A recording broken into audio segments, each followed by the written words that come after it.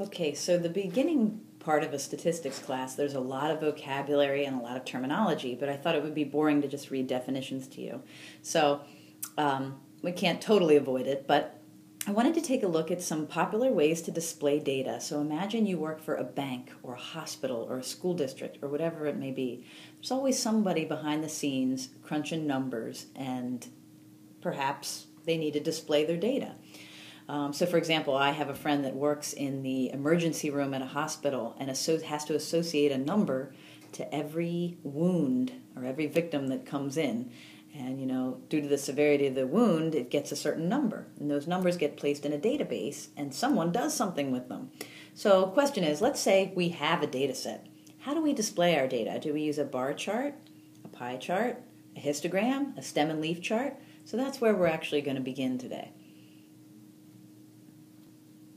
Now, like I said, I can't totally dodge the vocabulary, but I'm going to give you a mental map of some important vocabulary at the beginning of statistics. So, and you certainly, can look them up in the book or Google it or YouTube it or whatever you like, or look at my subsequent podcasts. So, statistics, the science of collecting, organizing, summarizing data to make better decisions. Okay, I see my S in statistics here is a little messed up, so I'll fix that. Okay, so statistics basically branches off into two types, descriptive and inferential. Descriptive statistics, and like I said, I'm going to talk about I'm going to use the language, not going to write down everything because you can certainly read that in the book. So there's descriptive and inferential statistics. Descriptive is the boring kind. It's just reporting numerical and graphical summaries of your data, but you're not making any conjectures or hypotheses about what the population of interest is going to do. Inferential statistics is, I'm just going to write here, more interesting. That's what we do sort of the second half of the course, where we gather a sample and make a hypothesis about what the entire population is going to do based off of that sample. So that would be inferential statistics. Okay? Now let's take a moment to think about data, though. If you have a data set, maybe it's heights, weights, pressures, volumes, salaries, densities, whatever it may be, cholesterol levels, whatever your data set is, okay? First thing you want to ask yourself is it numerical data? And I kind of gave it away. That means quantitative. Or is it qualitative? So I'm just going to write here. So qualitative would be like eye color, religion, political affiliation. So is it quantitative or is it qualitative? Okay.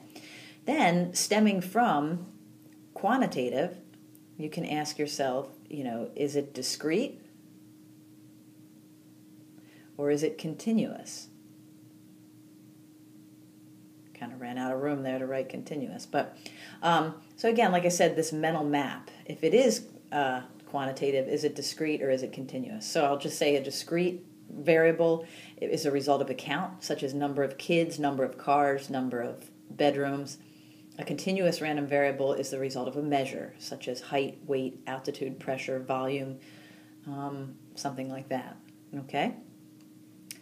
So, all right. And then, last but not least, is the levels of data. So once let's say you're looking at you're looking at your data set and you want to determine whether it's nominal, ordinal, interval, or ratio. So those are your levels of data. So, for example, and I don't want to write out all the definitions because, like I said, they're in the book, but nominal is your lowest level of data, such as eye color, hair color, religious affiliation, something like that. Ordinal has rank but no set difference between values, such as freshman, sophomore, junior, senior, or military rank, something like that. Interval level of data would be like temperatures. The 0 point, there's rank, and there's a set difference between values, and the 0 point is arbitrary. It's just a point on the scale. And then the ratio level, that's your highest level of data, such as incomes, test scores, something like that. okay? Where the 0 point means lacking of, there is none of that. It's a true zero. It means you have none of something, okay? Okay, so we are ready to begin. Now that we've talked a little bit about data, let's start looking at how do you display the data? What kind of graphs? Most commonly used graph, I believe, is the circle graph or the pie chart, and they're used to compare parts of one or more components of the whole to the whole. Well, what does that mean? So let's take a look. According to a recent hospital survey of 200 patients, this table indicates how often hospitals used 4 different kinds of painkillers. So we see here, 56 of the patients used aspirin, some used ibuprofen, some used acetaminophen, and some used other. Well, you say to yourself, types of painkiller, that's categorical, that's qualitative. So a good way to display qualitative data, or percent of the people that use this qualitative thing, which happens to be a painkiller, is a pie chart. So now the good old-fashioned way, first you say to yourself, and I want to write on here, so I'm going to change to drawing mode. You say to yourself, why all this complication to make a pie chart? Can't I just make one in Excel? Yeah, but we want to think about how things were done, before Excel, and that really gives us an understanding. You see here, 56 out of 200 was converted to 28%, right? 56 out of 200 is a decimal, which is in turn a percent. But what's going on here with the measure of the central angle? Well, 28% of there's 360 degrees in a circle. That means 108 or 100.8 degrees. Think about how long has it been since you've used a protractor, right? That means that when we go to look at this pie chart, which we're going to use in a moment, there's like 100-degree sort of arc, if you will, or central angle that's going to be swiped out in terms of aspirin. And here, 52% of the people, basically means 52% of the pie chart will be shaded for those that used ibuprofen. But if you were going to do that by hand, boy, you'd have to use 187.2 degree central angle coming off of that circle. So let's go ahead and take a look at what that means. You're saying to yourself, nobody in their right mind does that anymore with a protractor and compass. So we use Excel.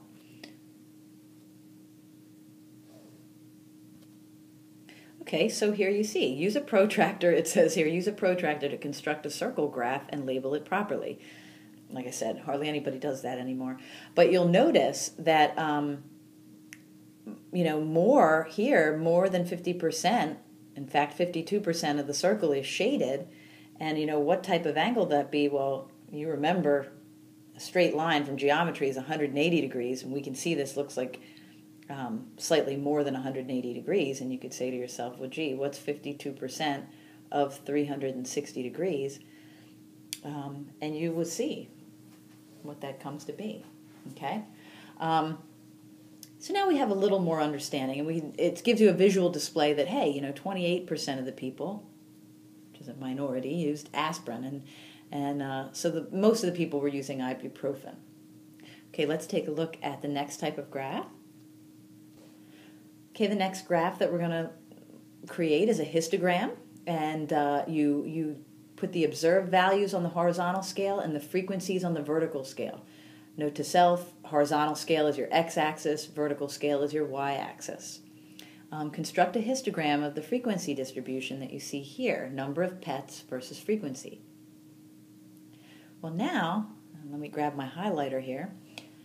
You can see on the x-axis we have number of pets, and on the y-axis here we have frequency. Okay. Here I did want to mention, let's use the language now, number of pets. What is that? Well, it's definitely numerical. I mean, it's quantitative data. So you've got numerical. I'm just going to write here quan for quantitative data. And is it discrete or is it continuous? Well, it's discrete because it takes on clearly separated values, right? You can't have 2.2 pets, right? 0, 1, 2, 3, or 4. So it's a discrete random variable. And, what level of data is it? Number of pets. Is it nominal, ordinal, interval, or ratio? Well, it's ratio because the ratio of values has meaning. If somebody has 2 pets and somebody else has 4 pets, the ratio of 4 to 2 has meaning, 2 to 1. Okay? So the variable itself, number of pets, is your highest. And the 0 point is a true 0. It means you don't have any, there's no pets. So we're looking at ratio level of data here. So just getting you warmed up for the types of questions that are asked on the online homework. Okay, and notice our histogram. Oh, note to self. Notice histogram and bar chart are not the same thing. Notice histogram. First thing you'll see, there's no spaces. Okay, between the rectangles, and you'll also notice that whatever is on the x-axis is not qualitative. It's quantitative. So, like eye color, religion, something like that. That would be a bar chart. Here, we're looking at numerical data, so we're making a histogram. Okay, let's take a look at the next graph. Okay, frequency polygon. You know, it's funny, if you tell somebody to make a frequency polygon, it sounds intimidating, but it's not. Notice that, you know, it's just like plotting points in algebra. Here's a point, here's a point. Okay, here's a point. My pen's being fussy for some reason. So what you'll notice is just you're plotting points. So, you know, how many people, here's the 6, here's the 0. So 6 people had no pets, you know, 10 people had 1 pet. So these points are critical. And then you're connecting the dots after you plot them and anchoring your polygon to the x-axis. So a frequency polygon is not complicated. If your data is continuous, these points would be the midpoint of the class interval, which we're going to see in a moment when we do a histogram on the graphing calculator. Okay, let's take a look at the next graph. Stem and leaf display. Some people have never done a stem and leaf display in their lives, so we'll talk about that. It's a tool that organizes your data while simultaneously allowing you to preserve the raw data. So the left group of digits is called the stem, the right group of digit is called the leaf. Sometimes the stem is the tens digit and the leaf is the units digit, as we're going to see in this example here in a moment. See here we have 20 workers, a sample of 20 workers, and the number of miles that they drive to work. Construct a stem and leaf display. Well, aha. Let's highlight this. If you've never read a stem and leaf before, now you can see how many of the workers drove 3 miles to work. Okay, 1. Here's the raw data, 2. And notice that 2 of the leaves are the number 3. So here, I like to think of it as, it's kind of like the stem is the tens digit, and these are the units digit, the ones digit. So again, okay, how do you read this? 1, but then the units digit, 1, 2, 3. This means 3 people traveled 12 miles to work. And you say, how do you know that's right? Well, look at the data. 1, 2, 3. Yeah, there are 3 people that traveled 12 miles to work. Say, okay, how many people traveled 21 miles to work? There's 1, 2. And then you look at the real data. Yep, 1, 2. So you want to practice reading this stem and leaf chart. If you count all the leaves, how many are you going to have? 20, because there were 20 people in the survey. Okay. Also, if you tilt your head sideways, you'll see the shape of the distribution. That's another appeal of the stem and leaf. So let me grab my highlighter here. So you'll notice, and I'm going to tilt it this way, a distribution that is shaped that way, where, note to self, tail is to the right. So tail is to the right, you have right skew. Oftentimes the author is going to ask us for the shape of the distribution. Tail is to the right, right skew. Tail is to the left, left skew. If it's flat, if your distribution's flat, if it looks something like this, your histogram looks something like this, that would be uniform. Let me pick my black pen here instead. Uniform. So just be on the lookout for, shapes of distributions, right skew, left skew, uniform, etc.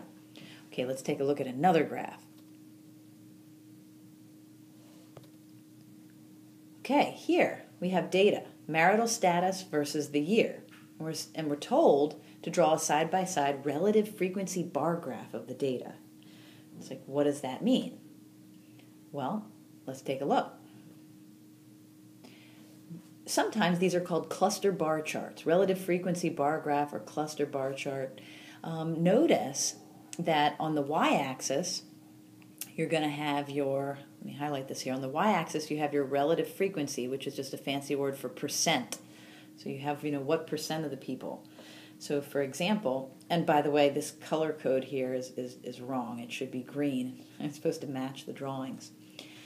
So you'll notice in 1990, more than 60% of the people were married, and then in 2006, less than 60% of the people were married.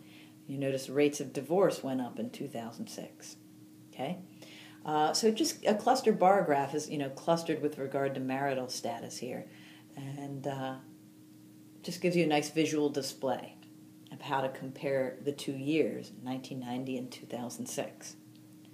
We'll be doing this in Excel in our near future. Okay, let's take a look at the next one. Now this one's for you to try. You're supposed to make here's all the data this is distribution of M&Ms, okay? And the different colors of M&Ms that are in our particular pack, okay? If you're in my live class, you're going to, let me flip to the next slide, you're going to use this M&M data to construct a frequency bar graph, and then a relative frequency bar graph, and then a Pareto chart. If you're out there in iTunes land, you can hit pause and try this. Frequency bar graph, I'll remind you, x-axis would be the colors of the M&Ms, y-axis will be the counts. If you're doing relative frequency bar graph, x-axis is the color of the M&Ms, y-axis would be percent, and then Pareto chart is just a fancy way of saying make sure that you do your bar chart, you do your relative frequency bar chart, but you make the bars go in descending order. So you can hit pause here, but I'm actually going to flip to the answers. Okay, so there's our frequency bar chart with regard to the distribution of color. There's our relative frequency bar chart, and I'm just going to highlight here. Notice relative frequency means percent. So you're taking all those counts and changing them into decimals. Okay, so, and then last but not least,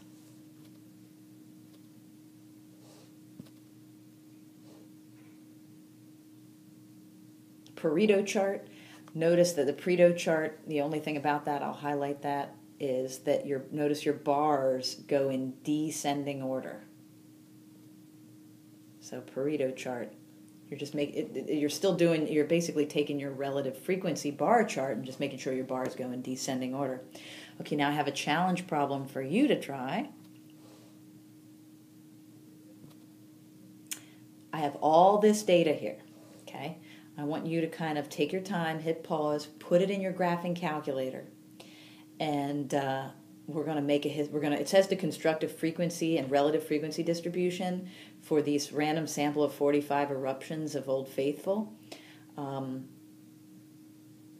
guess it's in seconds. The time between eruptions in seconds for a random sample of 45 eruptions. So let's just practice doing this on our graphing calculator.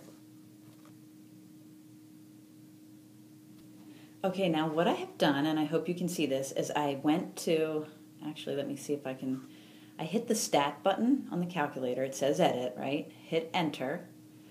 I put all of the data in L1. So all of these, and here's what I do, like especially when oops, sorry about that. Let me hit pause, see if it'll come back up. Okay, so, this instrument's fussy, excuse me there. So what I do whenever I'm taking a test is I make sure that at the end I've got to 45 observations, okay? So just go ahead and double check. And you can kind of see here my cursor, it says L1 45, then 718, and I look at the chart, the data, and it says 718 was the last one, and I just kind of make sure that lines up. Now we're ready for our histogram. Once you have a histogram, you can kind of go backwards and get the frequency and relative frequency distribution of the data. So I'm kind of sort of cheating here and going backwards by using the graphing calculator. Let me make it larger here so we can see this. Okay, so I'm going to go second stat plot, hit enter, highlight the word on, And then I'm going to go over to the one that looks like a histogram, which is that one, and hit enter. And then tell it, this is good. See how it says L2? But my information's in L1. I have to hit second L1 to tell it that. Then from now to the end of the year, to view our graphs, we're going to hit zoom stat. Hit enter. So it's all about zoom stat. So zoom stat will give you your histogram. Then if you hit trace, okay, it'll give you your class bound. So that reads as minimum 672. Let's see if I can zoom in. Okay, 672 to 683. Now what I mean by this, let's see if it'll let me write on it. When it said to get your, your frequency distribution and your relative frequency distribution, okay, you can actually use this. So like, for example, your classes, 672 to 683. Well, it says that there's 2 observations. So a frequency distribution is just you listing the classes and the tallies, okay? And then it's like, let's go ahead and use the cursor to go to the next group. Okay, there were no observations from 683 to 694. I'm just going to read this so you get it. And there was 14 observations, meaning 14 observations of this data set between 694 and 705. That means there were 14 occurrences where these eruptions, time between eruptions was between 694 seconds and 705 seconds. Okay? And we can see the data and etc. So what I'm getting at is for your distributions, you can actually go backwards from the histogram. So here you have class, then you have your frequency, then you have your relative frequency. So you can do it all in one shebang. So I'll give you the first example. So for this class, let me go back to the initial class that we had. The first class bound. This would be the first class bound. Let's try that again. Unfortunately, it keeps erasing my handwriting. Class, I'm just going to abbreviate here, frequency, and then rel frequency. So 672, to 683, that's the first class bound, and there were 2 observations.